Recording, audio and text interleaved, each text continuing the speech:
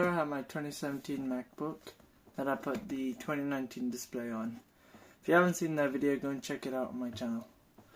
This one, now the aux port is broken, and when I put it in, it's very loose and doesn't, no sound come out of it. It's broken inside.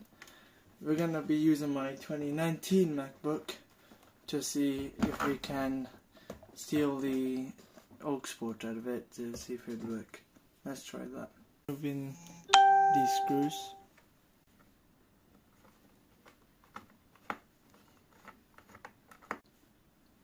Pop off the stubborn thing. It will be very painful to remove, but you will get there. This is what we need right here. Let's remove that. After you remove these screws, just pop the shield off. And then just lift it up. Here it is. Back into the new one.